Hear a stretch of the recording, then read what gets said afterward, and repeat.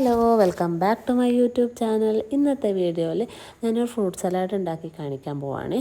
അതിനുവേണ്ടി 4 type of fruits എടുത്തിട്ടുണ്ട്.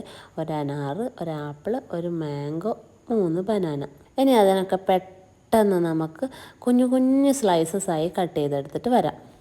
എല്ലാം ചെറിയ ചെറിയ സ്ലൈസസായി കട്ട് ചെയ്തെടുത്ത് കഴിഞ്ഞാൽ അത് മക്കൾക്ക് കഴിക്കാൻ വളരെ ഈസി ആയിരിക്കും. അവർക്ക് ചവക്കാനും വലിയ പാടുണ്ടാവില്ല.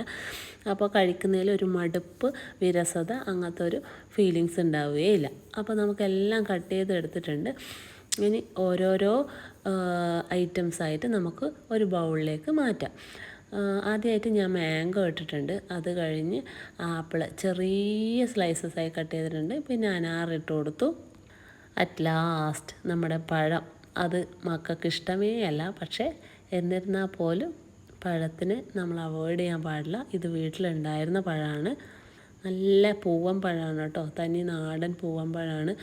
അപ്പോൾ അതും കൂടെ നമുക്ക് ആഡ് ചെയ്ത് കൊടുക്കാം.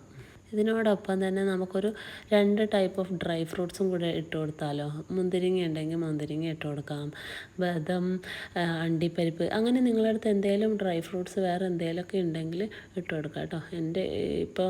എൻ്റെ കയ്യിലാകെ മുന്തിരിങ്ങയും ബദം, കുറച്ച് ബദം ഇരിപ്പുണ്ടായിരുന്നു, അത് ഞാൻ ഇട്ട് കൊടുത്തിട്ടുണ്ട്.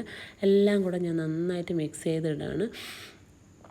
അപ്പോഴേക്കും മോളിതാ ബൗള് കാണിച്ചു തുടങ്ങി. എനിക്ക് പെട്ടെന്ന് താ അമ്മയെന്ന് പറഞ്ഞിട്ട്. അപ്പോൾ അത്രയേ ഉള്ളൂ ഇന്നത്തെ വീഡിയോയിൽ. വീഡിയോ ഇഷ്ടമായി ലൈക്ക് ചെയ്യുക, ഷെയർ ചെയ്യുക, സബ്സ്ക്രൈബ് ചെയ്യുക.